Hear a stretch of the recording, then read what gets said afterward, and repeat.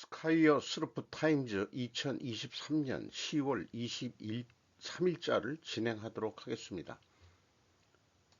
하단에 나와 있는 내용 참조해 주시면 대단히 감사하겠습니다. 전 정부 대수술만 3차례, 윤 정부 부동산 공시가격 다시 수술대 올렸다. 황재성 기자가 동아일보에서 보도를 했습니다. 첫 번째는 정부 네 번째 공시가격 개선 방안 발표, 두 번째로 공시가 올리기에 초점 맞춘 세 번의 수술, 세 번째는 신뢰도 회복에 방점을 두고 개편 추진, 네 번째 공시가 현실화율 로드맵은 다음 달 공개한다. 이렇게 되어 있습니다. 공시가격은 현재 67개 행정제도의 기초자료로 활용된다.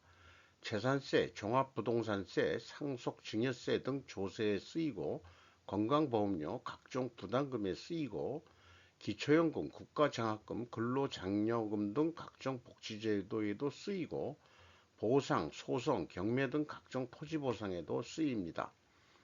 또 국공유재산의 담보 제공이나 사용료 산정 등에 사용된다. 그만큼 국민의 일상생활에 큰 영향을 미친다. 요 각종 토지보상 얘기를 들으니까 제가 여기에는 피해를 좀 본 적이 있습니다. 그런 경험이 기억이 나네요. 지난 문정부가 정권 재창출에 실패한 직접적인 원인 가운데 하나인 부동산 정책 실패의 대표적인 사례로 무리한 공시가격 현실화를 꼽힙니다. 이렇게 돼 있는데, 그러나 여기 나와 있는 대로 공시가 현실화의 로드맵인 필요할 것으로 보입니다. 부동산 가격 공시에 관한 법률 1989년 지가 산정의 기준을 정하고 토지, 건물, 동산 등의 적정한 가격 형성을 유도한다는 취지로 도입이 됐다고 하네요. 그리고 특히 부동산 공시가격 산정 방식의 방향을 전하는 수술은 3차례나 진행됐는데 공교롭게도 모두 김대중, 노무현, 문재인 등 좌파 정부에서 추진됐다. 이렇게 표현을 하고 있네요. 그렇게 된 모양입니다. 그리고 공시가격과 시세차의 격차를 줄이는 공시가격 현실화율 제고가 이 핵심이었다. 이렇게 얘기를 하고 있습니다. 그래서 정확한 산정, 검증 강화, 투명한 결과 공개를 하겠다는데 이 정확하다는 개념은 사실상 뭐 그렇게 그럴 수가 없는 거라고 생각을 합니다. 그래서 여기 그림상으로 현재 부동산 공시제도가 현행 이렇게 그 공시 담당이 하고 있는데 공시면적 세대수 그 다음에 이거 하게 돼 있는데 공시면적 세대수에 몇 층이냐 어떻게 어느 방향이냐 조망이 어떠냐 소음이 어떠냐 요런 게에서 그 2024년부터 적용하는 게 이제 층수마다 다르게 한다는 얘기고 방향과 그 다음에 이제 그 조망과 소음 이런 것도 그 반영을 한다는 얘기네요. 그 다음에 이제 그 조사 산정 담당자 누구까지 밝힌다. 이렇게 이제 좀 더 투명하게 하고 그렇게 하겠다 이런 얘기인데 어, 뭐 여기 그 나와 있는 대로 그 개선 방안은 정확한 공시가격 산정, 철저한 검증, 투명한 정보 공개 등 세 갈래로 나뉜다. 이렇게 소개를 하고 있고요. 공시가 현실화율 목표 90%에서 80%로 낮아질 듯. 요즘 경기가 안 좋으니까 경제가 우리가 디프레이션으로 가고 있다고 봐야 되기 때문에 90%까지 올리려고 그랬는데 80%로 낮아질 듯 이렇게 얘기를 하고 있습니다. 그런데 어쨌든 그 공시가격 산정을 함에 있어 저는 지속적으로 주장하는 게 감가상각비를 적용해야 되지 않느냐. 신축 아파트가 가장 비쌀 거라고 비싸다고 한다면은 물론 나중에 더 오를 수도 있겠는데요. 감가상각을 해가지고 그걸 해가지고 공시가격 할 때 감가상각비를 인정해야 되지 않느냐. 기업은 인정하면서 왜 개인 재산에 대해서는 인정하지 않느냐 이거예요. 그러니까 그 층수다 뭐 방향이 어떻다 동향이냐 남향이냐 이런 걸 떠나서 또 조망까지 검토하고 뭐 소음까지 검토하고 그러는데 이런 거 사실 필요 없어요. 제 생각에는. 그뭐 층수하고 그 방향은 또 관계가 있을지 모르지만은 이런 게 이제 그 정확한 산정이라는 개념 이런 거는 그 좀 무리한 얘기다 이겁니다. 왜냐하면은 그 아파트 수명을 몇 년으로 보느냐 그걸 기준을 합리적으로 정해 가지고 일반적으로 통용되는 게 있죠. 법에서 정하는 그런 거로 해서 매년 감가상각을 해나가서 공시가격을 결정해야 된다. 그러니까 공시가격은 현실화한다는 전제를 깔아야 됩니다. 첫 해는 비싸가지고 이제 불만이 나오지만 문정부는 실패했다는 게 공시가격을 너무 올려가지고 뭐 증세를 해가지고 뭐 돈을 펑펑 쓰는데 써먹었을 거예요. 그러나 현실화를 한다고 이 현재 윤 정부는 현실화를 한다고 그런다면은 공시가격 뭐 80%로 낮아질 것 같다 이렇게 되는데 그러지 말고 현 시가대로 해라 하는데 매년 감가상각을 해라 현 시가 기준에서 어, 그렇게 해야 되지 않겠냐. 근데 그 감가상각은 신축 아파트 구매했을 때 단가에서부터 시작을 해야 되지 않겠냐. 뭐 그것도 좀 기준을 정해야 되겠죠. 어쨌든 감가상각을 매년 해나가서 이게 뭐 한 10년 된 아파트를 뭐 시세가 올랐다고 해가지고 그 재산세를 많이 내게 하고 뭐 이래서는 곤란하지 않느냐. 결국 이런 얘기를 주장하는 이유는 미래 세대를 위해서 그렇습니다. 요거는 이제 그 나중에 또 별도로 이 소개를 하겠습니다. 미군 중동 파견 준비 부대 증원, 이란 경계, 항공모함도 전개, 워싱턴 시사 에서 보도를 했습니다. 오스틴 미 국방장관이 21일 중동 파견에 대비 미군 부대 증원을 지시했다 이렇게 나왔고 이스라엘과 적대하는 이란과 그 역량하에 있는 무장 조직의 움직임을 경계하고 중동에서 억제력을 강화하는 목적이 있다 해가지고 여기다가 미군 파병 외에 항공모함 드와이트 아이젠 디 아이젠아워의 행선지를 이란에 가까운 중동으로 변경했다. 당초 이것은 지중해 항공모함을 두 개를 보내려고 그랬는데 목적지 하나는 이란 쪽으로 보내는 거로 이렇게 되어 있습니다. 그리고 우리나라에서는 추가로 미 사드 배치 등 중동 군사력 강화, 28 전쟁 확산 대비 차원, 김주경 기자가 위키리크스에서 보도했는데요. 이 중동 일대에도 사드 배치를 하겠다. 이렇게 얘기를 하고 있고요. 또 미 항공모함 추가 배치, 그 다음에 이제 미군 파병은 2,000명 플러스 알파로 표현을 했고, 이란 대리 세력 압박의 대응력을 강화한다. 그리고 미군 대상 공격 조짐의 위기 의식이 현재 의식이 고조되고 있다. 이렇게 에, 소개를 하고 있습니다.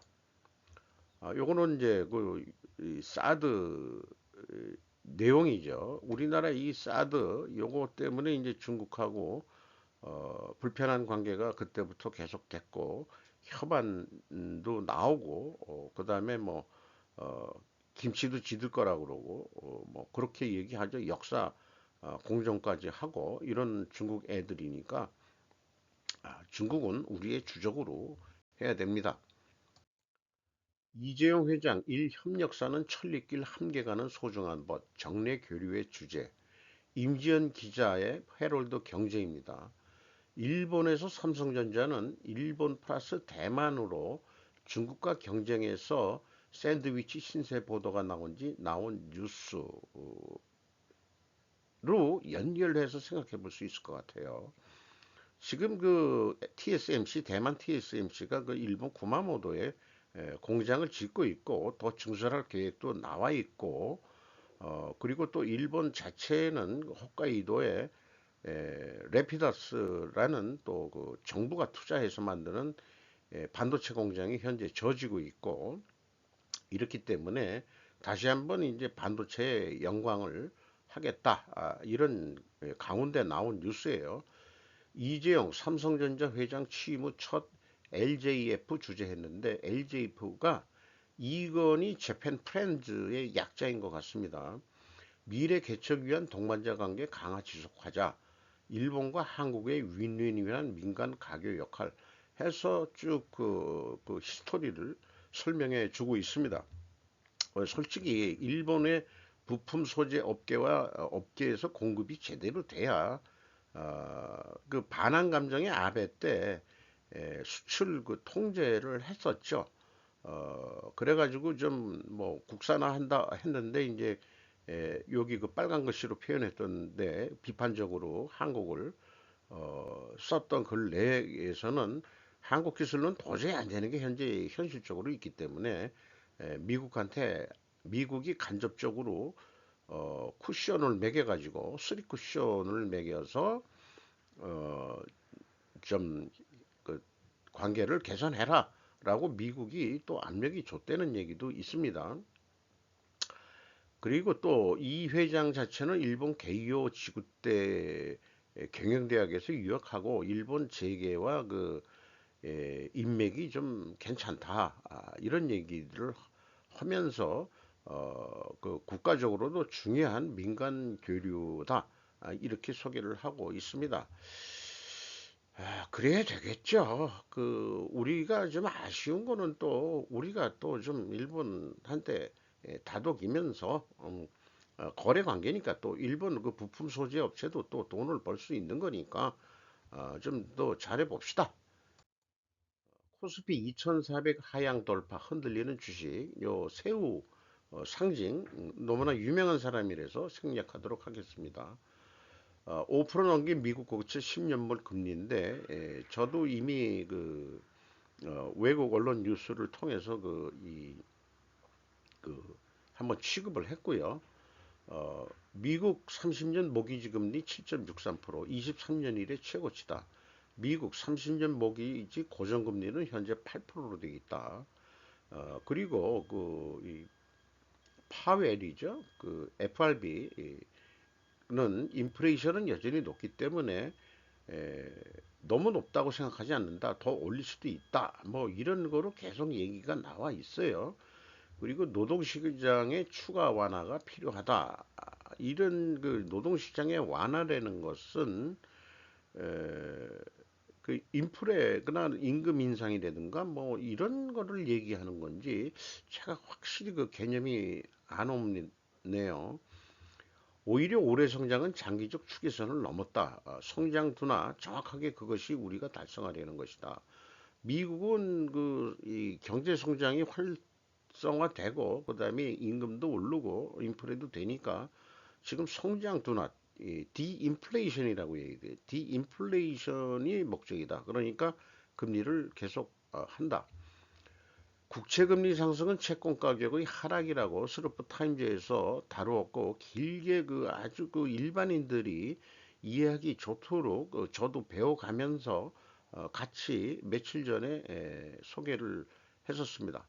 한국 입장을 소개를 했는데 금융통화위원회 한 분은 기준금리 인하 가능성도 우리나라는 있지 않겠냐. 나머지는 긴축 강도를 더욱 강화해야 한다. 이렇게 말했다는 거죠. 여기 오타가 있네요. 말했다?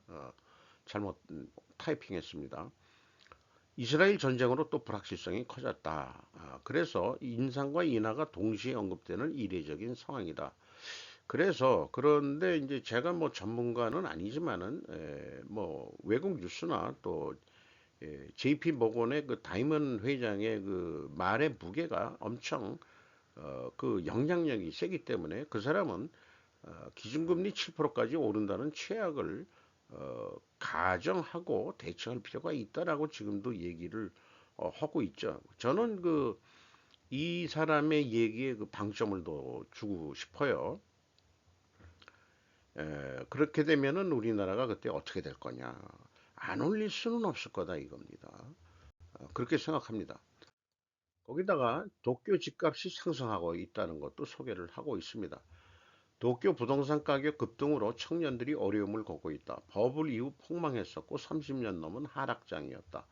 청년들은 집값 가격이 오르는 것을 본 적이 없는 세대입니다. 경험이 물가가 올라, 집가격이 올라 이런 거는 살아오면서 자기네들이 인생 경험을 하면서 물가가 오른다는 것은 경험을 해보지 못한 세대란 얘기죠.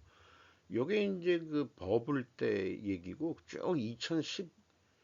2019년, 10년까지는 가격이 계속 이렇게 내려가고 있었다는 얘기예요. 어, 그런데 요게 이제 그 다시 1989년, 1989년 선까지 똑같이 다시 올라갔다. 요거는 이제 이렇게 쭉 내려가다가 조금씩 다시 오르고 도쿄 아파트 가격 기준에서 그렇습니다. 이 일본에서는 아파트라고 안 그러고 보통 맨션이라고 그러는데 그렇게 부르고 있는 것으로 알고 있습니다. 어, 그리고 이제 달러 표시로 그 표시된 그 가격이 되겠습니다. 에, 이 GDP 얘기를 하는 것 같네요. 이것은 버블 직전 일본 GDP의 위험, 미국하고 거의 근접해서 따라갔었는데 지금은 뭐 이 천양지차죠. 그렇게 되어 있습니다. 그런데 일본 부동산 가격 상승이 멈추지 현재 않고 있다. 그래가지고 2020년부터 쭉 이렇게 올라서 1990년, 89년 선까지 올라갔다 하는데 음, 우리나라는 뭐 내려간 적이 없죠. 지속적으로 올라갔는데 이 원인은 뭐겠냐 그러면 이제 엔화 약세 원인이다고도 얘기는 하고 있지만은 꼭 그런 것만은 아닌 것으로 알고 있습니다. 이 뒷면에 또 아니 여기서 이제 표현이 되고 있네요.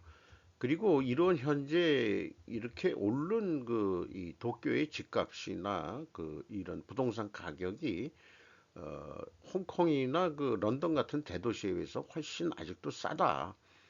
그리고 홍콩 가격에 아니 홍콩이나 런던보다 45% 저렴하다. 일본 기준금리는 솔직히 여전히 0%인데 이거 올려야 된다는 압력이 좀 계속 있는 거고요.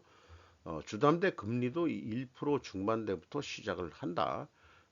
그래서 임대료 내고 사느니 집값을 집을 사가지고 30년이나 보통 30년 분할 상환을 해 나가는 거로 그러면은 이제 한 30대 때 말하자면은 그 집을 샀다 그러면은 60대쯤에서 자기 집이 되는 거 그런 식으로 지금 뭐이 계획을 해서 살 수 있죠. 그런 경우도 이제 직장이 안정적이고 또 수입이 안정적인 청년들이 이제 선택할 수 있는 건데, 지방 같은 경우에서는 이제 많이 그런다는 얘기를 들었고, 그러나 이제 도쿄가 집값이 많이 지금 뛰고 있다는 거죠. 근데 그 원인 중에 하나는 외국인과 중국계 자금이 주도하는 가격 상승이다. 일본 사람들이 그렇게 가격 상승하는 게 아니다 이거죠. 우리나라 그 부동산 문정부 때 부동산 폭등 이런 것들이 그 중국 놈들 돈 때문에 왜냐면은 그 외국인 집 사는 그 통계도 안 내고 발표도 안 했었어요. 교통부가. 그랬는데 이제 좀 이런 것도 그 뭐 원희룡이가 국토장관 되면서 그런 것도 좀 외국인의 그 취득 상황이라든가 이런 그 소유율 이런 것도 이제 그 통계 보고를 하겠다고 그랬는데 문정부 때 그런 거 싹 안 하고 부동산 가격 오르면은 뭐 전부 다 그 일반 국민들은 다 좋아하는데 저도 한번 전에 얘기했습니다마는 그 미래 세대는 어떡할 거냐 그 생각들은 안 하고 하는 그런 몰빵 이런 것들이 우리나라의 문제였죠. 2019년 이후 일본 부동산에 들어온 외국인 자금이 문제다. 이런 얘기입니다. 약 16조 원인지 16조 원 가지고 이 정도로 뛴다는 게 근데 이해가 안 되네요. 이해가 안 돼요. 요거에 뭐 통계가 어떤지 모르겠지만 정확히 조사를 했겠죠. 그래서 서울 부동산은 이미 오를 대로 올랐기 때문에 우리나라 아파트는 더 이상 안 산다. 이런 얘기죠. 중국에서 빠져나온 돈이 일본으로 가고 있다. 이런 얘기겠습니다. 자, 우리는 그 일본에서 빠져나온 돈이 그 한국의 뭐 주식이나 이런 거로 들어올 줄 알았는데 그게 아니고 부동산 쪽으로 가고 있다. 이런 얘기가 되겠네요. 그래서 이제 그 일본도 맞벌이 부부를 하지 않으면은 이제 먹고 살기가 힘들어서 맞벌이 부부가 이렇게 크게 올랐는데 일본 기준 700만 원이다 이게요. 700만 엔. 가구당 6,300만 엔. 이 정도 맞벌이 하더라도 이것뿐이 안 된다. 참 약하긴 약합니다. 전업주부들은 내려가고 있고 이런 거를 하고 있습니다. 그래서 이제서야 한국을 이해하는 일본인들이라고 좀그 유머스럽게 표현을 했는데 일본 사람들이 그 이런 상황을 도쿄 아파트 가격이 그 폭등하는 거 폭등까지는 아직 아닌 것 같습니다만은 한국에서 유행하는 벼락거지라든지 영끌 이런 용어들을 그 자기네들은 어떻게 불러야 될지 일본에서는 어떤 식으로 불러야 될지 좀 유머스럽게 표현을 했습니다. 보통 사람들이 더 이상 집을 살 수 있을지 확신이 없다. 가와마타라고 31세에 된 직원 아니 사람 일본 청년의 얘기입니다. 집값과 월세가 많이 올랐는데 월급은 그렇게 많이 오르지 못했다. 우리가 많이 경험해 본 거고 그래서 우리나라 그 청년들이 제 뭐 자식도 그렇습니다만은 집 사는 걸 포기하고 주식으로 돈을 돌렸다가 또 다 많이 잃었다는 얘기를 안 하지만은 재미 못 봤을 거예요. 재미를 어떻게 보겠습니까? 지금 주가가 그 코스피 2,400이 내려가고 있는 건데 오를 때 팔아가지고 짭짤이 그 재미를 보는 건데 저는 그 주식 투자만큼은 저 개인적으로는 장기 투자 개념으로 해야 된다고 저는 생각을 합니다. 그리고 괜찮은 크기의 아파트 가격이 맹목적으로 상승하는 곳도 하고 있다. 심지어 외지거나 인테리어가 엉망인 곳도 상승하고 있다고 소개를 하고 있습니다. 도쿄에서 60제곱미터 약 18평이 숙련공 연병의 5배다. 그러면은 그 5천만 엔이라고 한다 그러면은 아니 월급이 그 500만 엔이라고 한다면은 한 6천만 엔 정도면은 집을 살 수 있다 이런 얘기 아니겠어요? 우리나라 그러면 우리나라 돈으로 현재 환율로는 아파트 한 채 18평 사는데 한 5,500만 원만 있으면은 살 수 있다. 그런데 그거를 30년 걸려가지고 갚아나간다 이런 얘기 아니에요. 아직도 집값이 싼 겁니다.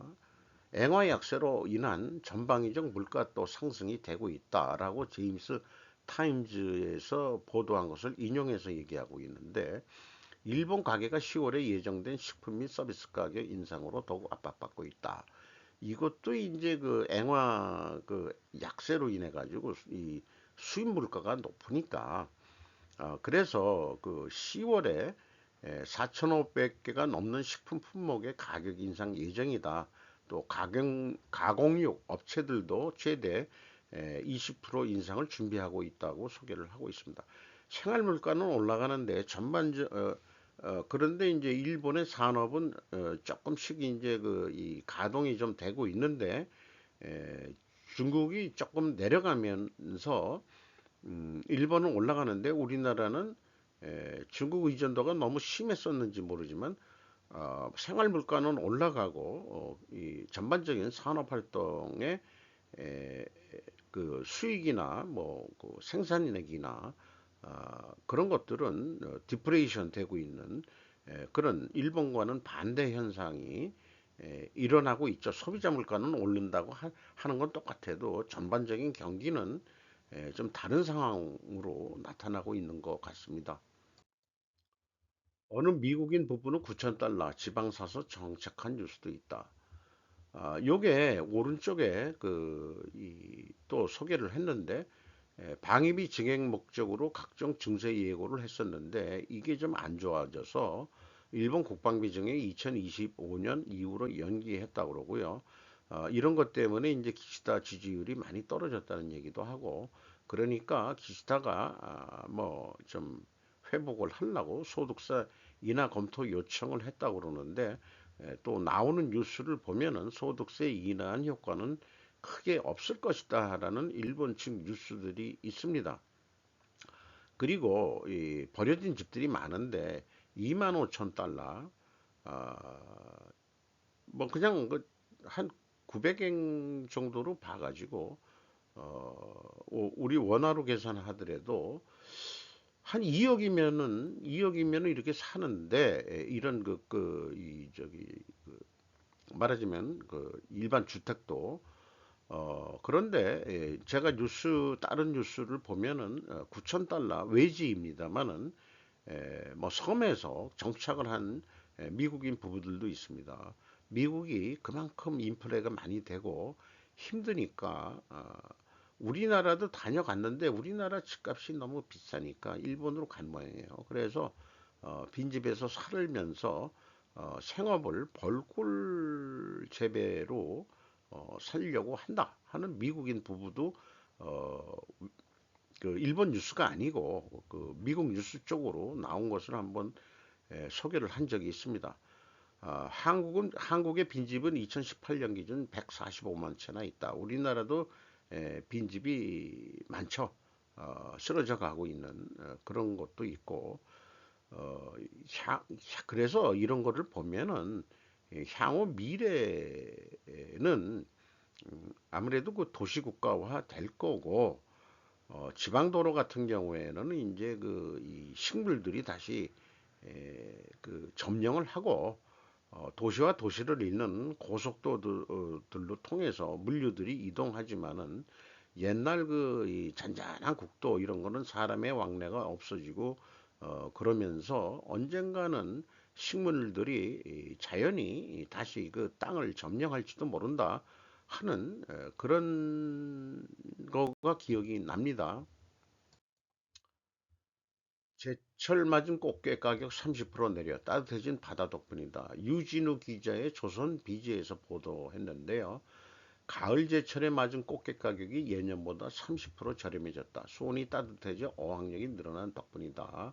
해서 했는데, 그러지 않아도 이게 싸져가지고 어저께 제가 간장게장을 오래간만에 먹었어요.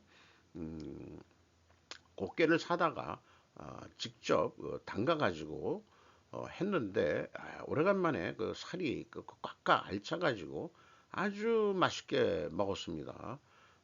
아주 꽃게라는 게 참 맛이 있더라고요. 이제 뭐 일부만 먹지 이제 나이가 먹으니까 이제 이가 튼튼하질 못하니까 다리 같은 거는 이제 못 씹겠더라고요. 그렇긴 합니다만은 저건 맛있습니다. 국내 최대 규모 갖춘 현대차 울산 공장 연산 140만 대 생산, 9.6초당 한 대꼴, 라운스 기자 비즈와치에서 보도를 했는데, 거의 비슷한 내용과 사진으로도 다른 언론 매체에서도 보도가 나왔어요. 이런 것들은 또 언론 프레이에 좀 들어가지 않겠나, 이렇게 생각이 됩니다만은, 요런 이 수출부도, 울산의 수출부도 여기에 이제 보통 이제 그 현대 글로비스 물류 기업이 또 이렇게 그 배를 나르는 특수선이 또 뭐 세계 15군데를 다니면서 그 수출을 한다. 이런 얘기를 하고 있습니다. 여기까지 직접 가본 적은 없어요. 가본 적은 없어요. 현대자동차도. 그런데 이제 우리가 한번 이 교양식으로 좀 알아야 될 거 이런 내용들은 자동차 생산 공정을 어떻게 하느냐.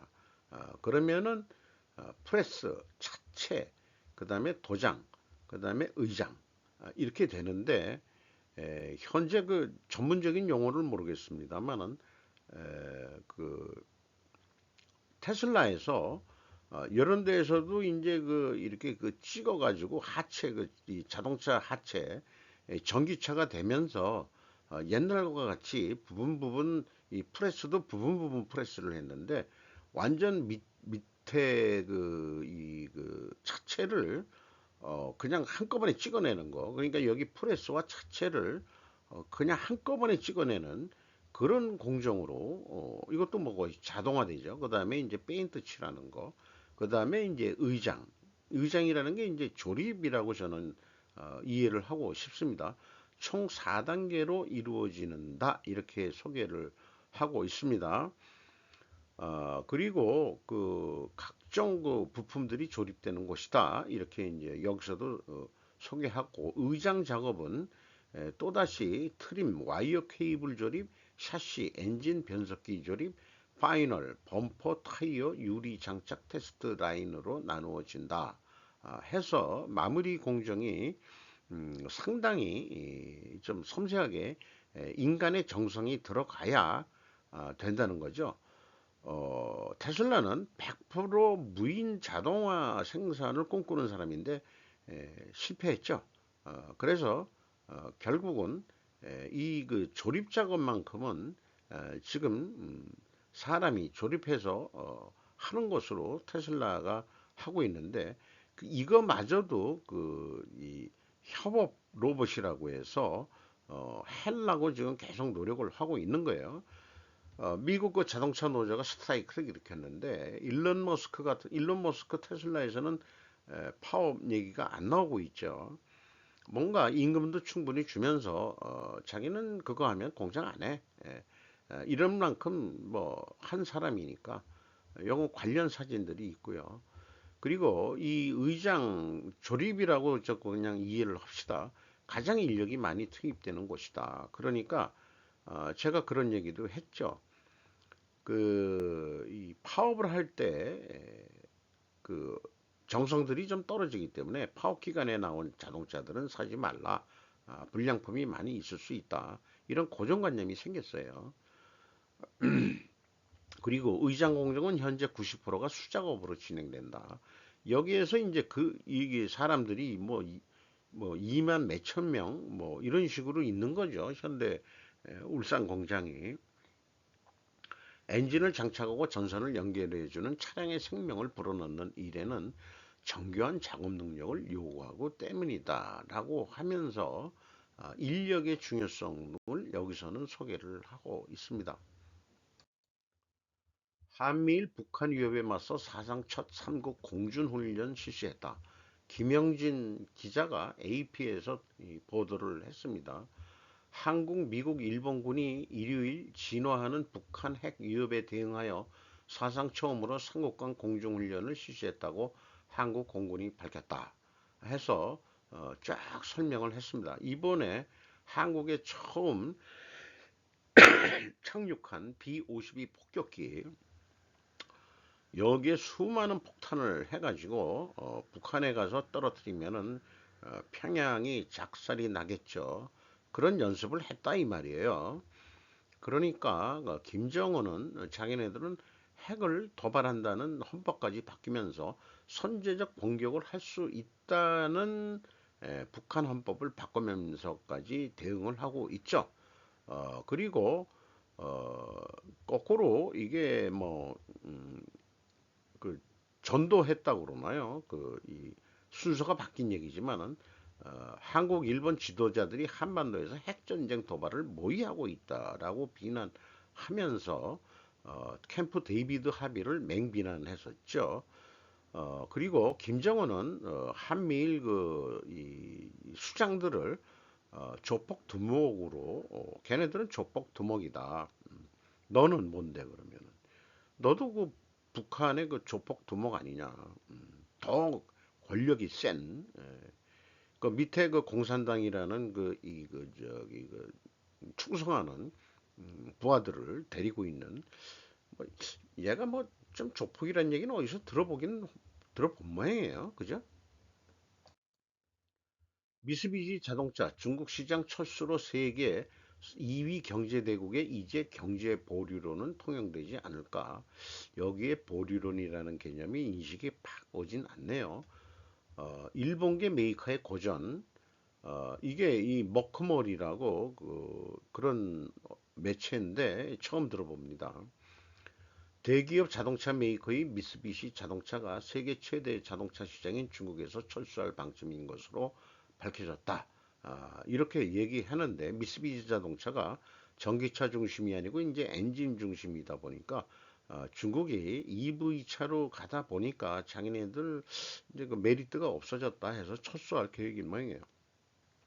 현대자동차도 이미 매각을 하고 있고 매각하기 전까지는 중국 자동차 메이커의 작업량을 좀 대신 생산한다 하는 뉴스도 나왔었죠. 놀릴 수는 없으니까 자동차 공장이 매각되기 전까지는 한국은 이미 현대차 일부는 이미 정리정돈하고 러시아에서는 철수를 했죠.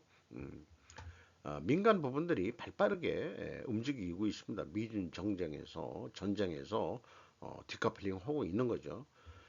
일본 입장에서도 상호 의존이었던 일본과 중국이었고 중국이 부상이 되면서 일본과의 갈등이 변천되어 왔다. 중일 관계의 불투명성과 기업의 역량 이런 식으로 해서 지금 변화해 가고 있는데 이것은 일본만이 아니고 우리나라도 거의 같은 입장이기 때문에 에, 우리가 잘 나갈 때 친중 정서도 많이 있었어요. 있었던 건 사실인데 이제 반중 정서 쪽으로 돌아가고 있죠. 그래서 저 자신은 옛날에 뭐 친중하고 뭐 이렇게 했을 때도 나는 아니다. 그렇게 생각을 하고 있었습니다. 그래서 이 중국이 지금 수출 규제 쪽으로 나오고 있죠.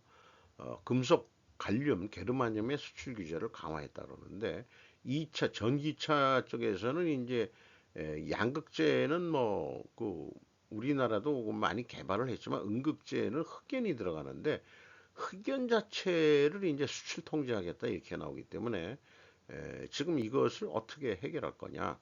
그러면은 흑연은 다른 나라에서 안 만드냐? 그게 아니고 사실 3D 업종이고 시커멓잖아요. 시커머니까 3D이고 그다음에 이제 공해 이런 거니까 이 선진국에서도 안 말았던 거죠. 그러니까 그런 산업이 없어졌는데 뭐 다시 그 가격이 비싸더라도 다시 만들어야 되겠죠. 그 시간이 좀 오래 걸리겠지만은 어쨌든 흑연도 자체 생산하는 방향으로 가야 될 것 같습니다. 관련해서 지도를 이쪽에서 이 게재를 했는데 왜 지도를 냈을까? 그게 궁금한데 참 재미있는 거를 하나 발견했어요. 중국의 여러 도시들은 여기 봐서 이제 상하이, 상해시라고 이제 우리는 그렇게 읽죠. 상해시라고. 그리고 일본 같은 경우에는 여기 후쿠오카를 복강시라고 되어 있죠. 그렇게 돼 있는데 이 지도가 어느 나라 지도인지는 모르지만은 한국에 대해서는 한글로 써졌네요. 이거 예의가 참 좋습니다. 제주시, 광주, 부산, 대한민국 이렇게 되어 있는데 에, 광화문을 한자로 광화문으로 그것을 복원했다고 하는 게 학자들이 뭔가 그런 걸 이북식용으로 하면 주체사상이 없어요. 학자들 그거 인생이 변하는 거고 세상은 변하는 거고 한자를 그렇게 복원한다고 해서 그냥 한자 그대로가 아니고 새로 그거 저기 전쟁이나 뭐 또 저기 일본 일제 압제 때 없어진 이 광화문 정문을 다시 만들었는데 다시 만들면은 새로운 건축물이라고 봐야죠. 복원이 아니고 건축물이면은 광화문으로 한글로 쓴다고 해서 어디 덧나냐. 일본 쪽에서 오히려 한글을 써주고 있다. 요거 재미있는 얘기입니다. 이거 참 이런 자세가 좋습니다. 감사하게 생각합니다. 한글로 그렇게 써줘가지고 자기네들도 한글을 읽을 수 있다는 얘기 아니에요. 윤 빈살만 정상회담, 사우디 21조 추가 한국 투자.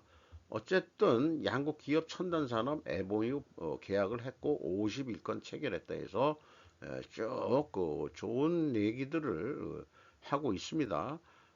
회담에 이제 마중 나온 빈살만 이 친구가 아주 그 우호적으로 느껴져요. 항상 실실 웃는 거.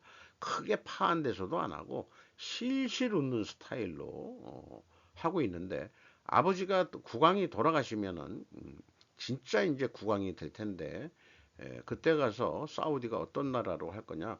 근데 벌써 그 언젠가 그 석유는 떨어질 거니까 사우디아라비아의 향후 생존 전략에 대해서 매우 고민을 하고 있는 것 같습니다. 아, 양국이 이렇게 그 회담하는 그런 거고요. 추경호 부총리가 바로 왔고 여기 원희룡 국토교통부 장관이 보이고 바로 옆에는 누군지 외무장관인가요? 기억이 아닌 것 같기도 하고 어쨌든 요게 이제 빈살만 왕세자겠죠. 나머지 사람들은 저는 모르겠습니다만은 그리고 이제 기념사진을 찍었는데 나는 그 통역 멀리서 볼 땐 통역관 줄 알았더니 김건희 여사도 같이 앉아서 사진을 찍었는데 무슨 뭐 찍히는 걸 아는지 찍는 사진 기자한테 시선을 보내는 그런 장면이네요. 얘네들은 의자를 상당히 낮게 높이를 낮게 하는 것 같습니다. 한국 사람들이 키가 작아서 그런가. 뭐 자기네들도 뭐 똑같은 높이로 그렇게 앉아가지고 원래 이 친구들도 우리나라처럼 그 회의하고 뭐 하면은 아랍도 그 유목도 하고 그랬던 나라니까 땅바닥에 앉아서 인디안처럼 그렇게 하던 거니까 현대화 됐다 그래도 이런 의자도 그렇게 높지가 않네요. 이런 것도 그 어떤 그 문화의 역량 이런 것까지 생각이 들어가네요. 미국 정치에 희생된 여자 비밀 요원 실현남이라고 유튜버가 뭐 영화 소개하는 그 유튜버들이 꽤 많죠. 이쪽도 구독 좋아요 이런 얘기 어느 정도 그 독자가 있는 데서는 안 하지만은 그런 것도 얘기하시는 분들도 많죠. 실제 이 사람이 그 주인공인 모양인데 페어 게임이라고 책을 내 가지고 했는데 발레리 프레임 윌슨이라고 되어 있는데 요게 이제 그 설명을 하자면은 사실이 그 어떤 중동 전쟁의 근본 원인이 뭐냐 하는 거에 대한 얘기로 얘기가 될 것 같습니다.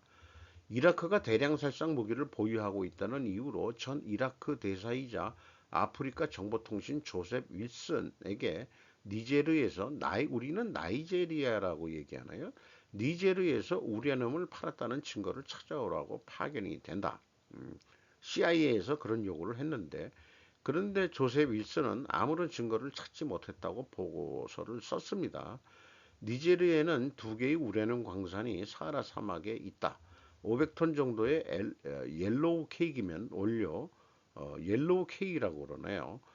장부 외적으로 거래할 수 있는 규모가 아니다라고 니제리의 그 정보원은 친숙한 사람이 그렇게 얘기를 했다는 거죠. 실제였겠죠. 어, 대사까지 한 사람이 그런 거를 쉽게 조사를 하진 않았을 겁니다.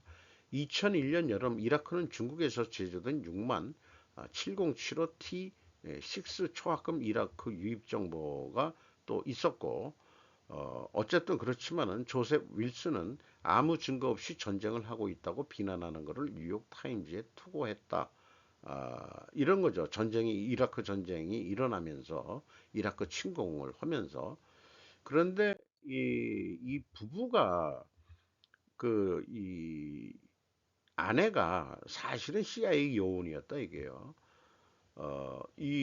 그 남편이 그 반박 이 비난글을 올리니까 칼럼니스트 로버트 노박은 조셉 윌슨의 주장이 정부의 악의적으로 공격하기 위한 발언이라고 하면서 그의 안에 벨러리 프레임이 대량 살상 무기 관련 업무를 담당하는 CIA 요원이라는 것을 밝혀버렸다.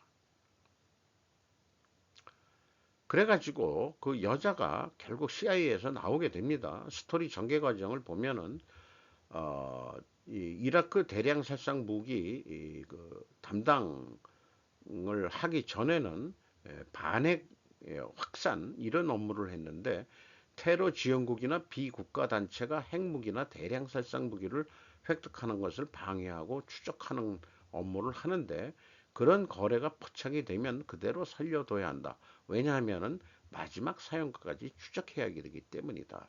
요게 이제 마약 수사하고 똑같은 거예요. 그래서 중간 유통 과정을 알더라도 최종 사용자를 확인할 때까지 해서 발본색원을 해야 된다. 이런 얘기가 되겠죠.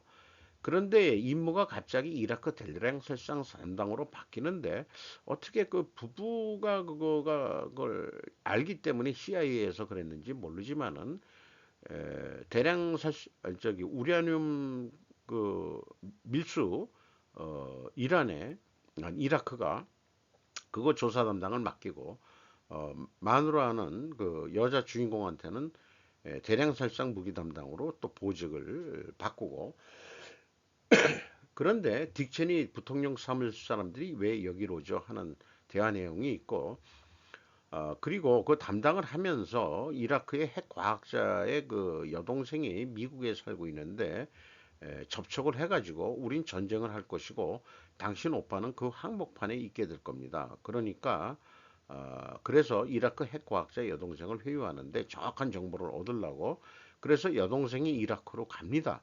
가가지고 오래간만에 그 친척들을 만나서 포옹하고 좋은 걸 하면서 오빠한테 직접적으로 물어보죠.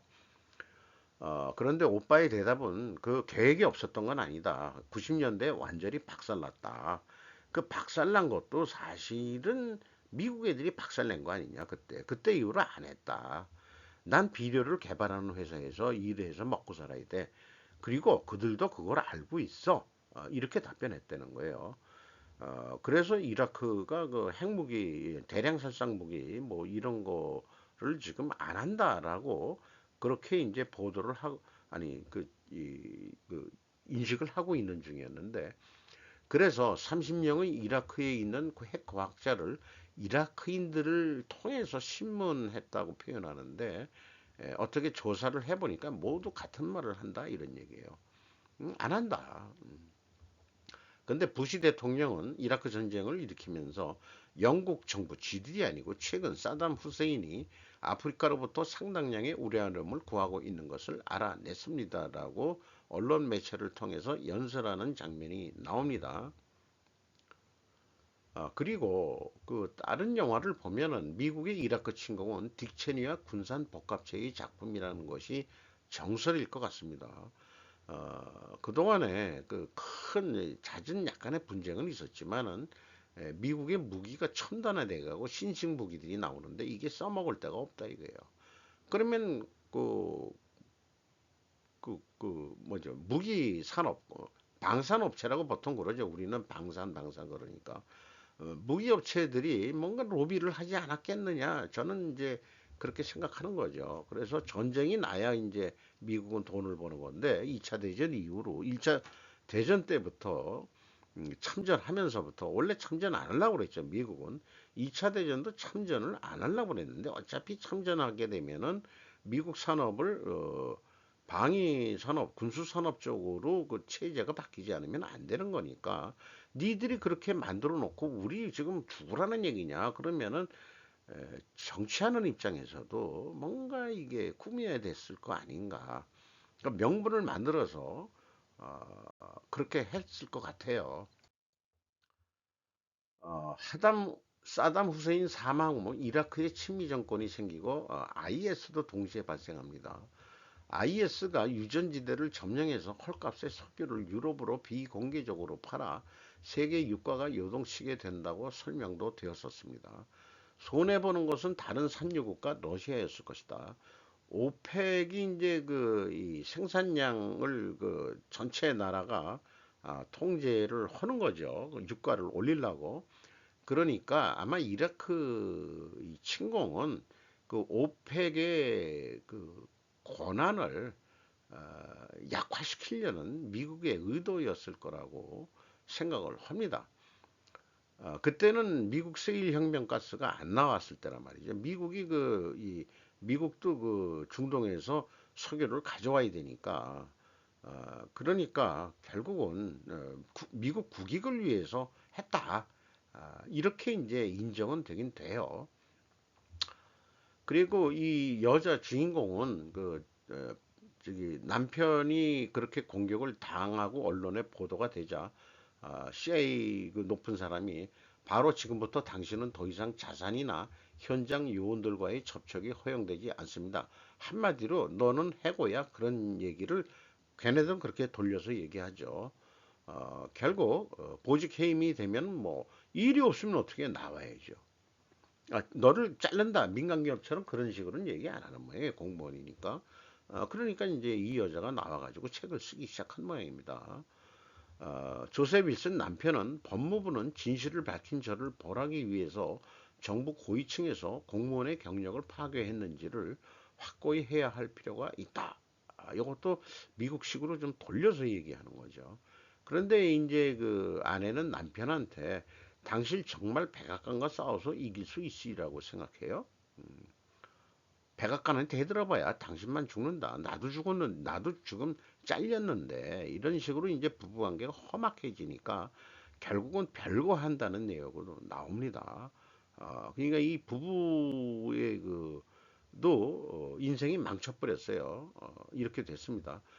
이게 나중에 시간이 지나서 그 청문회 같은 데서 제 이름은 벨러리 프라임 윌슨입니다. 해서 이혼은 안 한 거죠. 이렇게 얘기하는 걸 보면은 그래서 얼굴도 비슷한 그 유명한 배우 참 미인이네요.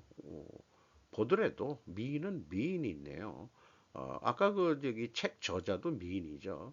어, 참 그렇습니다. 이상 마치도록 하겠습니다.